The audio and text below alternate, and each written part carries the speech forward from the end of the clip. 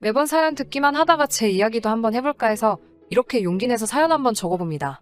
시누이들과 마찰 때문에 고생하시는 분들이 많던데 저는 외아들인 남편 덕분에 시누이들과의 마찰은 없었어요. 그런데 시어머니 때문에 한동안 고생을 했어요. 그런데 남편까지 가세해서 쌍으로 저를 못 살게 군이 아주 미치고 팔짝 뛸 노릇이었습니다. 저희는 맞벌이 부부였고요. 남편은 대기업 입사 후 1년차가 되었고 저는 중소기업을 다니고 있지만 사회생활을 일찍부터 시작해서 모아놓은 돈은 남편보다 훨씬 많았어요. 저는 회사 생활 8년 차였는데도 대기업은 역시 대기업이라 그런지 남편의 초봉이 제가 받고 있는 월급보다 많더라고요. 그렇다고 큰 차이가 나지는 않아요. 제가 280 정도를 벌고 있고 남편은 월급으로 350을 가져옵니다. 연말에 보너스가 있으니 대충 계산해보면 380에서 400 사이를 받아온다고 보면 될 것 같아요. 시어머니가 지방에서 큰 식당을 하십니다. 장사도 무척이나 잘 된다고 하더라고요. 솔직히 요즘 집값의 시댁에서 집 해주는 거 바란 적도 없고 기대도 하지 않았어요.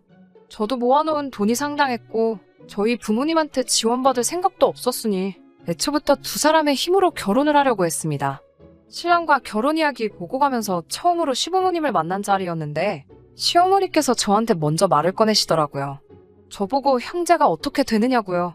위로 오빠가 한 명 있다고 대답해드리니 저희가 결혼을 한다 해도 그 어떤 지원도 해주실 수 없다며 시작부터 못을 박으셨어요. 야무진 며느리 흉내를 내려고 한 건 아니지만 지원금에 대해서는 안 주셔도 상관이 없다고 대답해드렸지요.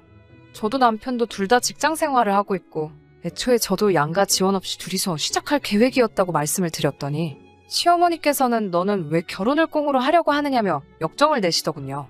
그 말에 저도 한 말씀 드렸어요. 어머님께서는 방금 지원을 해줄 생각이 없다고 하셨는데 왜 저는 저희 부모님한테 돈을 지원받아와야 하는지 이해가 잘 가지 않는다고요. 대기업 다니는 아들을 데려가는데 맨 입으로 시집을 올 생각이냐며 그건 말도 안 되는 거라고 하시네요. 어차피 남편은 외아들이고 자기들 죽게 되면 그 재산이 누구 입으로 가겠냐고? 그런데 저는 딸인데다가 위로 오빠가 있으니 저희 부모님이 돌아가시면 아들이고 장남인 제 오빠가 대부분 가져가지 않겠냐면서 이건 수지타산이 안 맞는다고 하시네요. 결혼이 장사하는 것도 아니고 수지타산 운운하시며 자신들이 손해를 보는 거라는 식으로 말씀하시는데 어이가 없었습니다. 물론 남편이 대기업 다니면서 저보다 높은 연봉을 받고 있는 건 사실이지만 입사한 지 얼마 되지 않아서 모아놓은 돈이 없거든요. 애초에 저도 지원받을 생각 하나도 없었던 데다가 결혼하게 되면 양가 지원은 받지 않지만 제가 모아놓은 돈 7천을 그대로 신혼살림 차릴 돈으로 전부 사용하려고 하고 있었지요. 그런데 자기들이 손해를 보내 어쩌네 하는 것도 사실 어이가 없는데 유산 운운하면서 저는 제 돈을 포함해서 저희 부모님한테까지 손을 벌려야 한다고 하니 기분이 많이 상했어요. 다행히 듣고만 있던 남편이 분위기가 차가워지자 나서서 중재를 해줬어요. 제가 모아놓은 돈도 많고 시작은 월세방 구해서 해야겠지만 두 사람 벌이를 합치면 3년 정도 아끼고 모으면 전셋집 정도는 구해서 들어갈 수 있을 거라고요. 시어머니는 끝까지 제가 친정의 지원을 받지 않는다는 게 내키지 않은 듯한 표정이었지만 남편이 간곡하게 부탁을 해오니 그날은 잘 넘어갔어요. 시어머니 때문에 파혼하는 것도 그렇고 무엇보다 그 상황에서 제 편을 들어주면서 시어머니한테 맞서는 남편 모습에 오히려 저는 그때 결혼을 확신하게 되었네요. 제 스스로 10월드 입장권을 끊었다고 하실 분도 많지만 그때는 남편의 진짜 모습을 모르고 있었으니 어쩔 수 없는 결정이었어요. 아무튼 그렇게 양가 지원 하나도 없이 저희는 결혼하게 되었습니다. 결혼 전에는 남편하고 약속도 했어요. 양가 지원 없이 하는 결혼이니만큼 누가 더 뭘 해왔네 안 해왔네로 다투는 일이 없도록 하자고요. 물론 제가 모아놓은 돈이 공동의 재산이 되기는 하겠지만 남편의 수입이 저보다 많으니 그 돈도 언젠가는 따라잡히게 될 것이기 때문에 저도 제가 해놓은 돈 가지고 유세 부리지 않겠다고 이야기도 했습니다. 너희 부모님 유산 같은 거는 사실 관심도 없고 안 받아도 상관없으니 집안일도 서로 미루지 말고 반반하고 양쪽 부모님들한테도 상황에 맞게 똑같이 효도하자고요.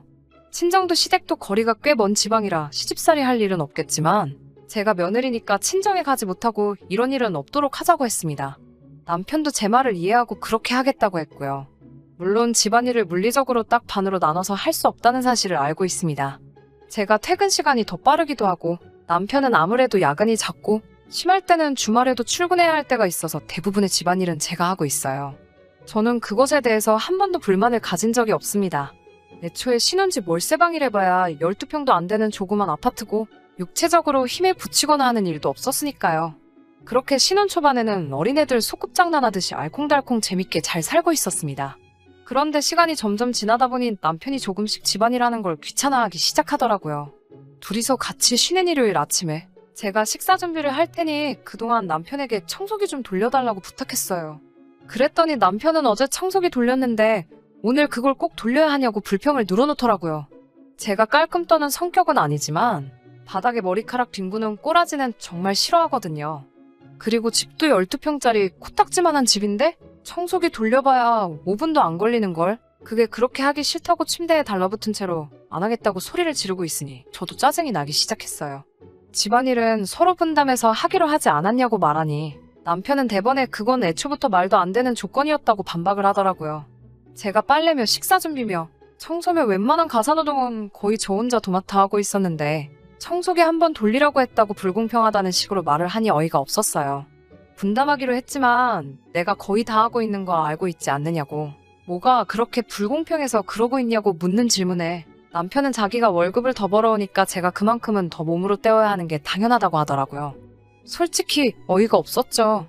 자기는 결혼할 때 돈 한 푼 없이 몸땡이만 왔으면서 지금 당장 돈 얼마 더 번다고 제가 집안일을 독박으로 해야 한다는 논리를 펼치고 있었으니까요. 그래도 제가 결혼 초반에 돈 더 해온 걸 가지고 생색내지 않겠다고 한 부분이 있으니 그러면 생활비와 적금은 똑같이 내자고 했어요.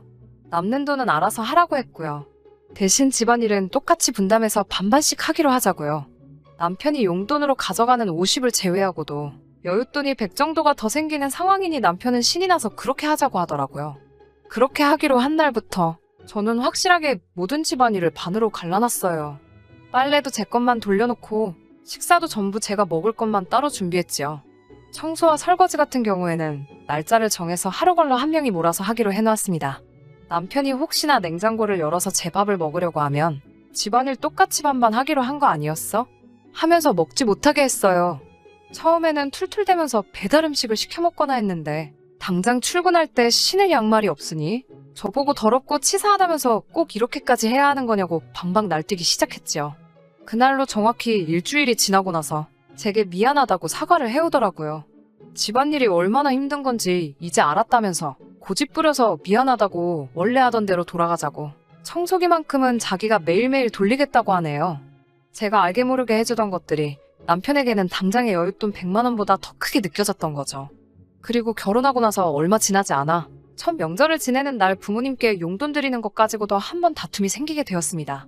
각각 20씩 해서 봉투를 4개를 준비를 하고 있는데 부모님한테 드리는 건데 좀 더 쓰자고 하면서 50씩 넣자고 하더라고요. 제가 그건 조금 무리라고 했어요.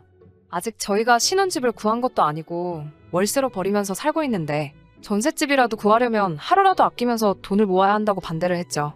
친정부모님도 일을 하고 계시고 시부모님도 식당 하시면서 큰돈을 벌고 있는 걸 알고 있는 상황에 개뿔도 없는 우리가 드려봤자 티가 나겠냐고. 50이든 20이든 부모님들께는 우리가 챙기고 있다는 마음이 중요한 거지. 그 액수가 크건 작건 간에 부모님들에게는 크게 와닿지 않을 거라고 설명을 했더니 저보고 부모님들한테 용돈을 매달 드리는 것도 아니고 명절이나 생신 때 한두 번 드리는 건데 그걸 아끼려고 한다고 아주 불효녀라고 말하면서 이죽대기 시작했어요. 기분이 나빴지만 안 되는 건 안 되는 거라고 우리가 자리 잡고 그때 용돈을 더 드려도 늦지 않는다고 한번 참고 말해줬더니 모처럼 자기가 대기업 취직해서 돈을 이만큼이나 벌고 있는데 낳아주고 길러주신 부모님들께 효도도 내 맘대로 못한다고 하면서 신세한탄을 하기 시작하더군요.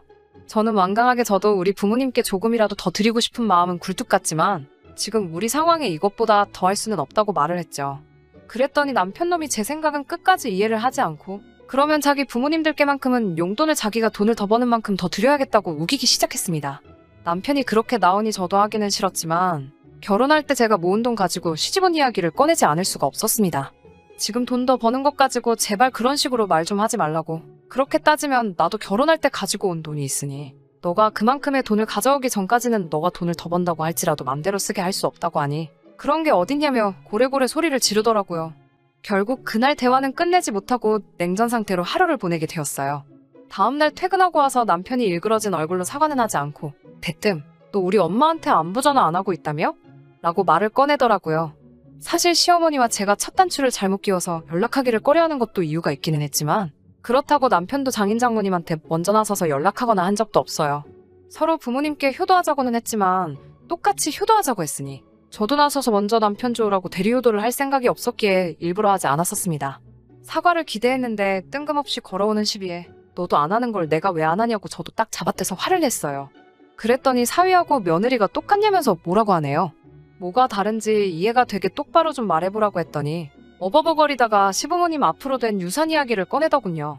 그리고 자기가 돈을 더 벌어오는 건 사실이지 않냐고, 제가 당장 돈 7천 해온 거는 자기 머리로 금방 따라잡을 거고, 자기는 유산까지 받게 되어 있으니 오히려 큰 소리 쳐도 되는 건 제가 아니라 자신이라면서, 자기가 이런 말 하는 게 그렇게 억울하면 저보고 어디 나가서 아르바이트를 하던지 노래방을 나가던지 해서 100만 원을 더 벌어오라고 하더군요. 그러면 저랑 자기가 동등한 위치가 되는 거니 그때 가서 큰 소리 치라면서요. 돈 100만 원 더 벌어온다고 아내한테 노래방이나 나가라는 말을 짓거리는 사람하고는 더 이상 같이 할 수 없겠다는 생각이 들고, 이런 놈을 믿고 결혼을 결정한 제 자신이 정말 바보 같다는 생각에 후회가 밀려오더라고요. 제가 아무 말도 안 하고 있으니 무슨 자기가 저를 논리적으로 눌렀다는 생각을 했는지, 기고만장해서는 할 말 없으면 앞으로 자기가 원하는 대로 할 테니 알아서 기라는 식으로 말을 해왔습니다. 그래서 그 길로 곧바로 그럴 거면 그냥 이혼하자고 말했어요. 이혼하자는 말을 꺼내니 처음에는 당황하더라고요. 그때라도 곧바로 사과했어도 봐줄까 말까인데 저를 회유한답시고 꺼내는 말이 어이가 없었습니다. 시부모님 재산을 상속받으면 우리 팔자는 금방 피게 될 건데 너 지금 진심으로 하는 말이냐고 재차 확인을 하네요. 애초에 너네 부모님 재산 관심도 없었고 너 하나만 보고 한 결혼인데 너가 이 정도로 개차반인 걸 알았더라면 애초에 결혼도 안 했을 거라고 했죠. 남편 놈은 끝까지 사과하지 않고 반반 결혼 처음부터 우긴 게 저였으니 제가 결혼할 때 가지고 온 돈도 이혼하면 자기가 반을 가져가야겠다며 이래도 진짜 이혼을 하겠냐고 합니다. 반이고 뭐고 알 거 없다고 당장이라도 이혼하자고 하고 저는 그 길로 짐을 싸서 회사에서 친하게 지내는 동료의 집으로 피신을 했습니다. 남편은 너 진짜 1억이냐면서 어디 한번 해보자고 먼저 이혼 변호사를 구했다고 연락을 해왔습니다. 그런데 결혼 전에 형성된 재산은 분할 대상에 포함되지 않는다고 한다는 걸 알았는지 시부모님한테 전화가 불이 나듯 오기 시작했어요. 그 와중에도 정성 어린 사과는 못할 망정. 그 자식의 그 부모라고 시어머니는 또 언제 상속받을지도 모르는 유산을 가지고 저를 회유하려고 하셨습니다. 정말 두 모자가 똑같다고? 그 유산은 저 다음에 보실 며느리한테나 물려주시고 저는 더 더러운 꼴 보기 전에 결혼 생활을 접겠다고 말했습니다. 돈 3, 4천 때문에 이혼을 뒤집으려고 하는 꼬라지를 보아하니 정말 그 남편 앞으로 받게 된다는 엄청난 유산이 실제로 존재는 하는가 하는 생각도 들더라고요. 정말 순식간에 지나간 1년이었습니다.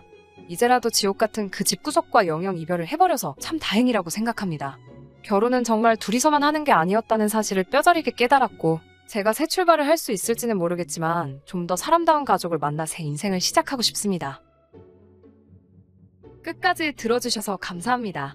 오늘의 사연은 여기까지입니다. 구독과 좋아요, 알람 설정 부탁드리고 더 좋은 사연으로 다시 찾아뵙겠습니다. 감사합니다.